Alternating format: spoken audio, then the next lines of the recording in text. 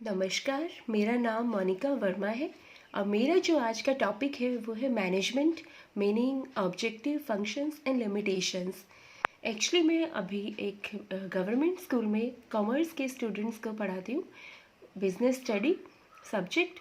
तो मैंने ऑब्ज़र्व किया कि स्टूडेंट्स की कुछ एक क्वेरीज थी, कुछ एक प्रॉब्लम्स थी। तो उनकी प्रॉब्लम ये थी कि मैम जो भी आते हैं वो सभी हमें मतलब इंग्लिश मीडियम में पढ़ा कर चले जाते हैं, कुछ हिंदी में भी पढ़ाते हैं, बट हमें एज सच उतना क्लियर नहीं होता जो हम चाहते हैं।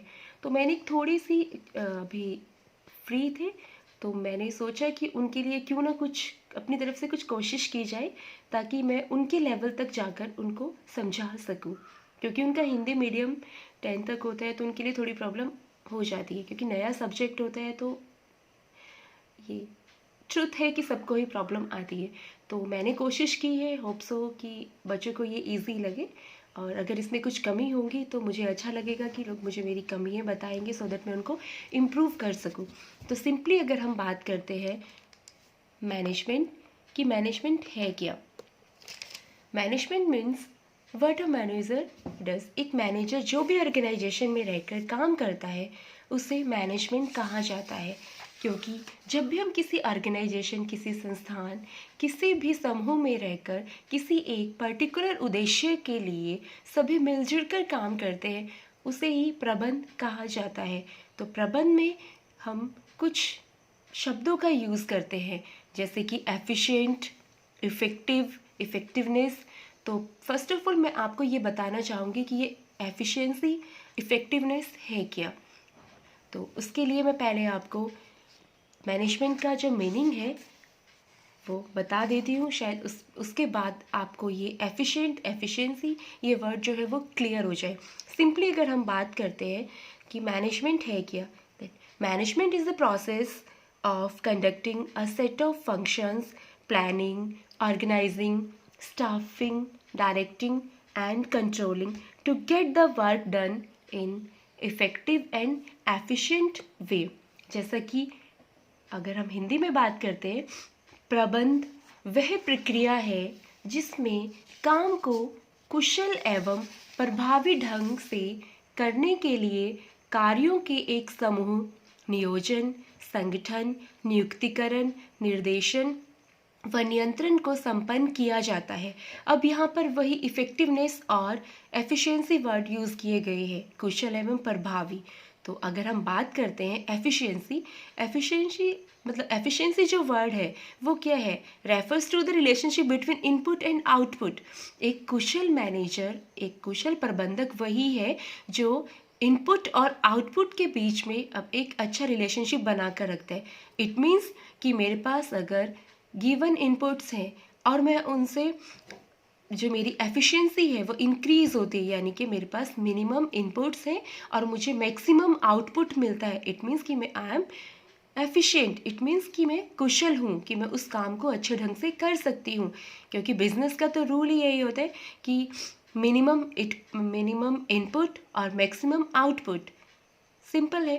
तो अगर हम बात करते हैं प्रभावी, प्रभावी क्या है, प्रॉपर यूटिलाइजेशन ऑफ रिसोर्सेज की ऑर्गेनाइजेशन के द्वारा, संस्थान के द्वारा जितने आपको संसाधन दिए गए हैं आपको उनका प्रॉपर यूटिलाइजेशन करना है, उनका उपयोग करना है, आपको वेस्टेज नहीं करना है, तभी आप एक अच्छे प्रबंधक बन सकते हो। तो जहाँ तक मैं समझती हूँ तो आपको ये टॉपिक, आपको जो ये मैनेजमेंट का मीनिंग है वह क्लियर हो गया होगा कि किस तरीके से हमें काम करना है कुशल एवं प्रभावी ढंग से। उसके साथ हमें अपने सभी फंक्शंस को भी परफॉर्म करना है।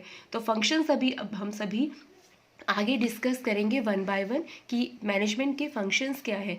अभी हम चलते हैं कि मैनेजमेंट की विशेषताएं क्या है, मैनेजमेंट की कैरेक्टरिस्टिक्स क्या है। जैसे कि आप सभी जानते ही हो कि जब भी हम मैक्सिमम जो है, ये मैक्सिमम क्या मोस्टली ये क्वेश्चन जो है वो एग्जाम में आता ही है कि what is management, what are the characteristics and features of management, some time what are the functions of management पूछा जाता है। तो इसके लिए हमें ये क्वेश्चन तो हमें प्रिपेयर करना ही होता है, क्योंकि हमारा पूरा जो सिलेबस है, पूरा जो सब्जेक्ट है वह प्रबंध पर ही पर्टिकुलर निर्धारित है। तो अगर हम बात करते हैं प्रबंध की विशेषताओं की, तो उसके लिए हमें फर्स्ट ऑफ ऑल प्रबंध एक प्रक्रिया है, जैसे कि मैनेजमेंट इज़ अ प्रोसेस। इसका मतलब यह है कि निश्चित उद्देश्यों की प्राप्ति के लिए आवश्यक कार्यों को एक सीक्वेंस में किया जाता है। जैसे कि मैनेजमेंट प्रक्रिया में हमने अभी पढ़ा था कि कुछ एक तत्व होते हैं, कुछ एक फंक्शंस होते हैं, जैसे कि नियोजन, संगठन, नियुक्तियां, निर्देशन एवं नियंत्रण। ये प्रबंध के कार्य भी कहलाते हैं। ये कार्य मिलकर प्रबंध प्रक्रिया का निर्माण करते हैं। तो इसलिए प्रबंध क्या है? एक प्रक्रिया है। Then management is a process. अब सेकंड क्या है? प्रबंध एक निरंतर प्रक्रिया है। Management is a continue process. यह एक निरंतर चलने वाली प्रक्रिया है। इसके अंतर्गत मैनेजर्स को मैनेजमेंट के विभिन्न कार्यों जैसे कि planning, organising, staffing, directing and controlling निरंतर करने पड़ते हैं। ऐसा नहीं है कि हमने बस एक बार कर दिया वही फाइनल है। इसमें हमें फेरबदल भी करना होता है और टाइम टू टाइम चेंजेस भी करने होते हैं। तो इसलिए प्रबंध क्या है? एक निरंतर प्रतिक्रिया है, निरंतर प्रक्रिया है, तथा इन सभी कार्यों पर हमें एक साथ ध्यान भी देना होता है। प्रबंध एक गतिशील प्रक्रिया है। Management is a dynamic process, क्योंकि यह समय, परिस्थितियों तथा वातावरण के अनुसार परिवर्तित होती रहती है। कभी कोई हमें न्यू मैनेजर को हायर करना है, न्यू वर्कर को हायर करना है, देन उसे ट्रेनिंग भी देनी है, तो इसमें बहुत कुछ चेंजेस भी आते रहते हैं। इसके बाद है प्रबंध एक सामाजिक प्रक्रिया है। सामाजिक प्रक्रिया इसलिए है क्योंकि संगठन में सबसे महत्वपूर्ण तत्व कौन होते हैं? ह्यूमन बींग्स, मानव संसाधन होते हैं। इन मानवीय संसाधनों द्वारा ही भौतिक संसाधनों को गतिशील बनाया जाता है तथा उनका कुशल तथा प्रभावी उपयोग किया जाता है। तो इसलिए सामाजिक क्रियाएं वहाँ पर की जाती हैं। तो हमें हर किसी की फीलिंग्स की, उनके इमोशंस की कदर करनी होती है। इसके बाद पूर्व निर्धारित उद्देश्यों की प्राप्ति। जब भी हम कोई भी काम शुरू करते हैं उससे पहले हमारे कुछ एक लक्ष्य होते हैं, कुछ एक उद्देश्य निर्धारित किए जाते हैं।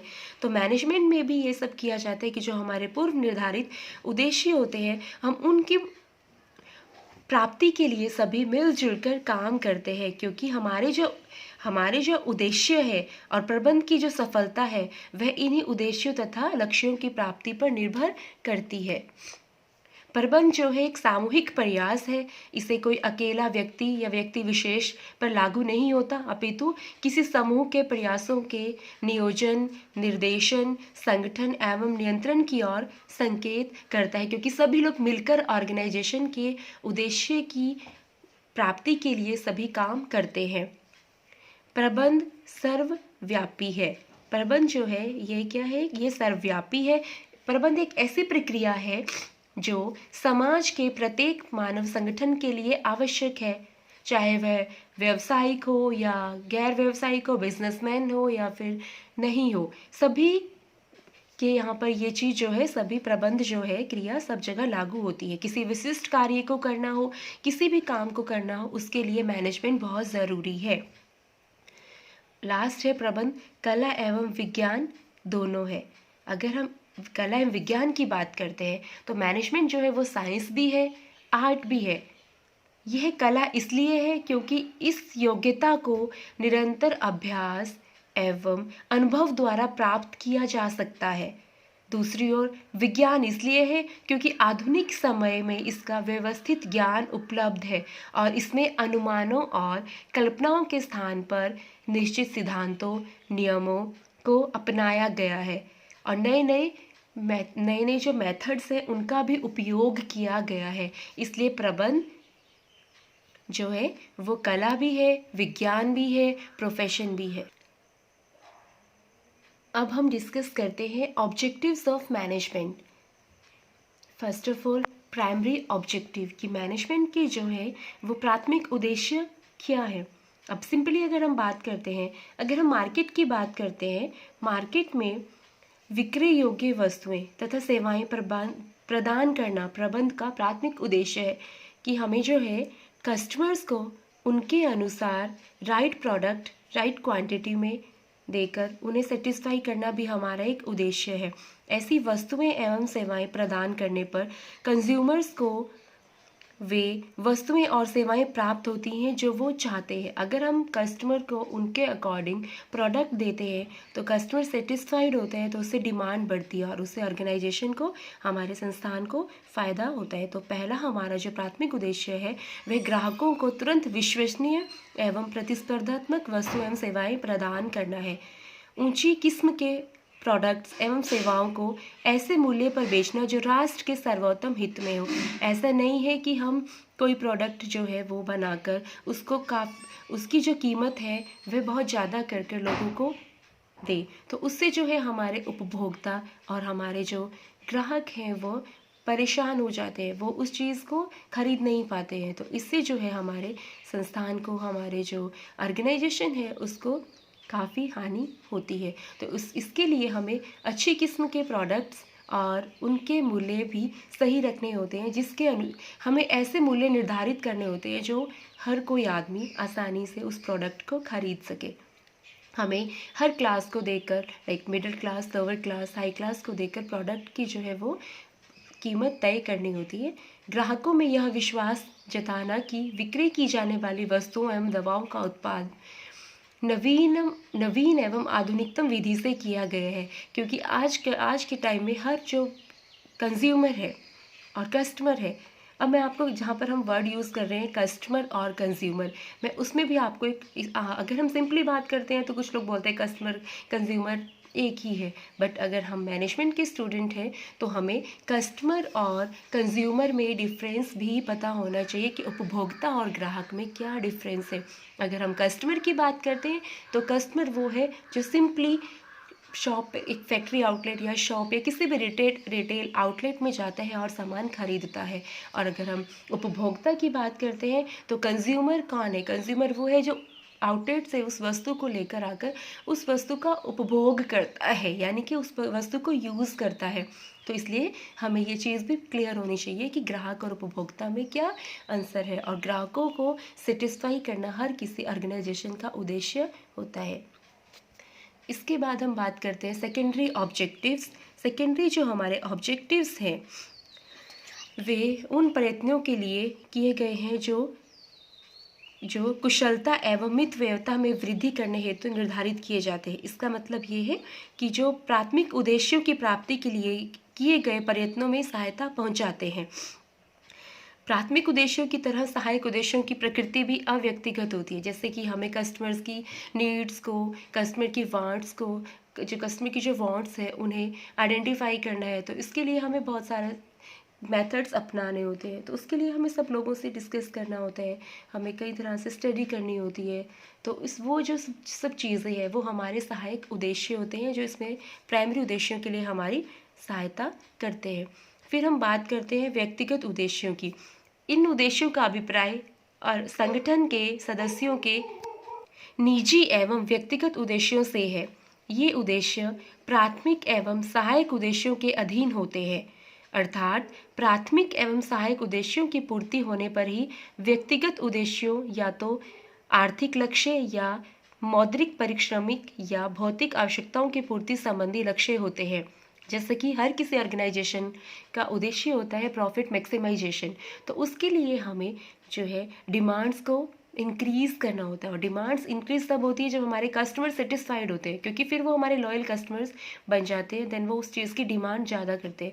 तो व्यक्तिगत उद्देश्य वही है जो हमारी पर्सनल नीड्स को फुलफ़िल करते हैं, क्योंकि हर किसी का ऑब्जेक्टिव होता है टू अर्न मनी। तो उसके लिए हमें प्रोडक्ट की जो क्वालिटी है, उसकी प्राइस है, उसकी तरफ ध्यान देना होता है, कस्टमर को अवेयर करना होता है, कस्टमर को सेटिस्फाई करना होता है। उसके बाद सामाजिक उद्देश्य है। सामाजिक उद्देश्यों का अभिप्राय है कि एक ऑर्गेनाइजेशन के समाज के प्रति लक्ष्य एवं दायित्वों से है। उसके समाज के प्रति भी बहुत सारे उद्देश्य होते हैं, कुछ लक्ष्य होते हैं, कुछ रिस्पॉन्सिबिलिटीज़ होती है जो उसको पूरी करनी होती है। इनके अंतर्गत वे कर्तव्य सम्मिलित होते हैं जो किसी भी संस्था के लिए समाज द्वारा निर्धारित किए जाते हैं, जैसे कि स्वास्थ्य, सुरक्षा, श्रम के साथ अच्छा व्यवहार। अगर मेरी ऑर्गेनाइजेशन है, हम किसी पर्टिकुलर ऑर्गेनाइजेशन में हम काम करते हैं, तो हमें जो हमारे वर्कर्स हैं उनके साथ किसी भी तरह से कोई हरासमेंट नहीं होना चाहिए, वहाँ पे इक्वलिटी होनी चाहिए, उनको प्रॉपर सैलरीज देना, ये सब चीज़ें जो है हमारे जो है सामाजिक उद्देश्य में आती हैं। मूल्य नियंत्रण आदि संबंधी सामाजिक कर्तव्य। इसके अतिरिक्त इन कर्तव्यों में वे कर्तव्य भी सम्मिलित होते हैं जिनका लक्ष्य सामाजिक तथा भौतिक विकास करना तथा वांछनीय सामाजिक कार्यों में योगदान प्रदान करना होता है। जैसे कि कोई भी हमारे देश पे या हमारे समाज पे कोई समस्या आ जाती है तो हमें उसे सॉल्व करना वहाँ पे हमारा एक सामाजिक एक हमारा दायित्व बनता है कि हम वहाँ पर उनकी हेल्प करें। तो हमें लोगों को रोज़गार देना, वित्तीय सहायता प्रदान करना भी हमारा एक उद्देश्य है।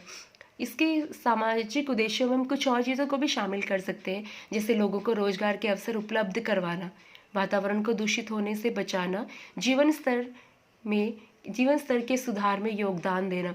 जैसे कि हम बात करते हैं स्टील अथॉरिटी ऑफ इंडिया, उन्होंने अपने स्टील प्लांट जो है उनके आसपास रहने वाले लोगों के लिए कृषि उद्योग, शिक्षा, स्वास्थ्य आदि की नियमित रूप से व्यवस्था करवाती है ताकि जो है उनके वर्कर्स सेटिस्फाइड हो, क्योंकि अगर वर्कर्स हमारे सेटिस्फाइड होंगे तो जो हमारा जो टर्नओवर एम्प्लॉय टर्नओवर है तो वो 0% रहता है, क्योंकि जब 0% हमारा एम्प्लॉय टर्नओवर होगा, लोग जॉब छोड़कर नहीं जाएंगे, हमारे पास वर्कर्स ऑलरेडी है, ट्रेन है, तो हमारा जो है उद्देश्य फुलफिल हो जाता है, हम सफल हो जाते हैं।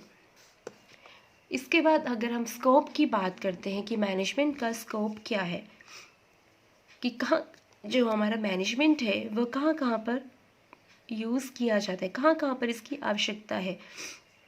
तो जैसा कि मैंने अभी बताया था आपको कि प्रबंध जो है एक व्यापक क्रिया है जो सभी क्षेत्रों में जहाँ मनुष्य मिलकर कार्य करता है महत्वपूर्ण भूमिका निभाती है। जहाँ पर भी हम सभी लोग मिलकर काम करते हैं, हर जगह पे जो है मैनेजमेंट लागू होता है। यही कारण है कि प्रबंध के कार्य क्षेत्र में व्यक्तियों का परिवार आता है। चाहे तो आप अगर हम बात करें क्लब, मंदिर, मस्जिद, स्कूल, कॉलेज, खेलकूद के मैदान, सांस्कृतिक रंगमंच कार्यक्रम, खेत खलिहान, व्यवसाय, उद्योग, निजी संस्थाएं, सार्वजनिक संस्थाएं, सभी जो है वो सभी मैनेजमेंट का ही एक पार्ट है। वह हर जगह पर मैनेजमेंट जो है वो लागू होता है। तो इसमें जो है वो अगर हम प्रबंध के क्रियात्मक क्षेत्र फंक्शनल एरियाज़ की बात करते हैं तो सबसे पहले आता है प्रोडक्शन मैनेजमेंट। प्रोडक्शन मैनेजमेंट क्या है?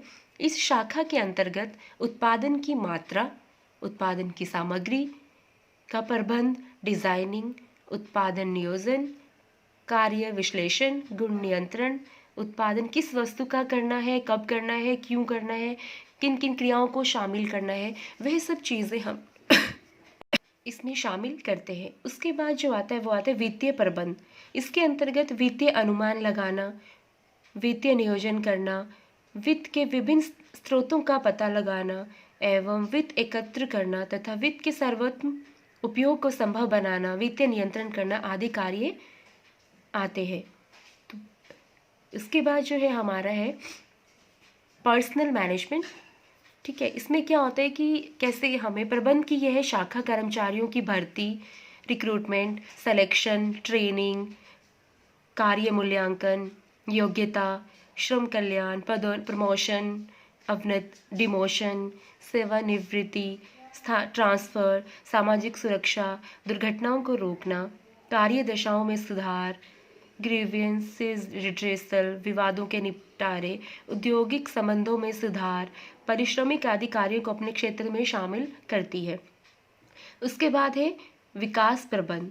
इसके अंतर्गत औद्योगिक एवं तकनीकी शोध व अनुसंधान सामग्री व संयंत्रों में अन्वेषण, वस्तु विकास, उपभोक्ता की मांग आदि आते हैं। फिर अगर हम बात करते हैं डिस्ट्रीब्यूशन मैनेजमेंट, वितरण प्रबंध, इसे विपणन प्रबंध भी कहा जाता है। इसके अंतर्गत वस्तुओं के विक्रय, विज्ञापन, एडवर्टाइजमेंट, विक्रय संवर्धन, बाजार शोध, प्रमोशन, विक्रय शाखाओं की स्थापना व संचालन, वितरण श्रृंखलाओं के चयन, विक्रय शक्ति प्रबंध, वस्तुओं का मूल्य निर्धारण करना, इंटरनल मार्केट और एक्सटर्नल मार्केट में निर्यात व्यवस्था करना आदि आते हैं। अगर हम बात करते हैं डिस्ट्रीब्यूशन मैनेजमेंट, वितरण की, तो वहाँ पे विपणन एक वर्ड यूज़ किया जाता है जो है मार्केटिंग। तो शायद आप लोगों को पता होगा कि मार्केटिंग क्या है। मार्केटिंग जो है मार्केट से बना है। मार्केट एक ऐसी जगह है जहाँ पर वस्तुओं और सेवाओं का आदान प्रदान होता है, जहाँ पे हम वस्तुओं को खरीदते हैं और बेचते हैं, तो उसके लिए हमें वहाँ पर भी हमें मैनेजमेंट की ज़रूरत होती है, क्योंकि वस्तु और सेवाओं के बारे में लोगों को अवेयर करना, उनको बताना, एडवर्टाइजमेंट के थ्रू प्रमोशन करना, ये भी प्रबंध का ही एक क्षेत्र है। इसके बाद आता है ट्रांसपोर्टेशन मैनेजमेंट। इसके अतिरिक्त माल की सामान की पैकिंग करना, वेयर हाउसिंग, माल के संग्रहण की स्थापना करना तथा परिवहन के विभिन्न साधनों जैसे रेल, सड़क, वायु, जल आदि का चुनाव करना आदि आते हैं। मैनेजमेंट की यह शाखा माल एवं व्यक्तियों को एक स्थान से दूसरे स्थान पर कम व्यय और कम समय में सुरक्षित पहुंचाने से संबंध रखती है। इसके बाद हमारा आता है मेंटेनेंस मैनेजमेंट। इसके अंतर्गत भवन, संयंत्र, मशीनों व अन्य सामग्री का रखरखाव तथा उनकी उचित देखभाल करना आता है। इसके बाद है कार्यालय प्रबंध, ऑफिस मैनेजमेंट। इसके अंतर पत्र व्यवहार करना, सूचना प्राप्त करना तथा प्रेषण करना, संस्था के भीतर संपर्क श्रृंखला बनाए रखना, प्रपत्रों व दस्तावेजों की देखभाल करना, रिकॉर्ड रखना आदि कार्य आते हैं, जो कि ऑफिस मैनेजमेंट का काम होता है। सभी महत्वपूर्ण दस्तावेज जो इम्पोर्टेंट डॉक्यूमेंट्स है उनका रखरखाव करना इत्यादि। अब इसके बाद हम डिस्कस करते हैं प्रबंध के गैर क्रियात्मक क्षेत्र, non functional areas of management, जैसे कि पर्यावरण प्रबंध। ये भी हमारा बहुत ज़रूरी है, ये भी जो है हमारे मैनेजमेंट से ही रिलेटेड है। प्रतिरक्षा प्रबंध, शिक्षण एवं प्रशिक्षण प्रबंध, तकनीकी प्रबंध, जनोपयोगी सेवाओं का संबंध, परिवर्तन का प्रबंध, संघर्ष का प्रबंध, पर्यटन संबंध, नवाचार का प्रबंध, नए नए आइडियाज जो है वो लेकर आना, न्यू टेक्नोलॉजी को एडप्ट करना इत्यादि। पीटर एफ ड्रकर के अनुसार प्रबंध के क्षेत्र में 3 प्रबंधकीय कार्य शामिल है, जैसे कि व्यवसाय का प्रबंध करना, जो हमने अभी डिस्कस किया था कि लोगों के लिए रोजगार लाना, प्रबंधकों का प्रबंध करना, मैनेजर्स को मैनेज करना, और कर्मचारियों का वर्कर्स का प्रबंध करना। इसके बाद अगर हम डिस्कस करते हैं, अब आता है हमारा प्रबंध के कार्य, जो सबसे इम्पॉर्टेंट है। What are the main functions of management, कि प्रबंध के क्या कार्य है, कि जो किसी ऑर्गेनाइजेशन के लिए बहुत ज़रूरी है। तो हम 1 बाय 1 इनको डिस्कस करते हैं। सबसे पहले है प्लानिंग, नियोजन। प्लानिंग क्या है? किसी भी कार्य को करने से पहले उसके लिए योजना बनाना क्या कहलाता है? प्लानिंग। जब भी हम कोई काम करने के लिए किसी भी काम को करने की योजना बनाते हैं, तो उसे हमें कोई काम करना है, जैसे कि अगर हम सिंपली बात करते हैं planning, it refers to thinking beforehand. किसी भी कार्य को करने से पहले उसके पूर्व निर्धारित उसके लिए एक योजना बनाना, कि किसी भी काम को कैसे करना है, कब करना है, क्यों करना है, उसका क्या उद्देश्य है, उसका क्या आउटपुट होगा, उससे हमें क्या प्रॉफिट होगा, वह सभी हमारा नियोजन के अंतर्गत आता है। नियोजन पहला हमारा फंक्शन प्लानिंग है। नियोजन के बाद जो हमारा दूसरा जो हमारा कार्य है वह है संगठन। संगठन क्या है?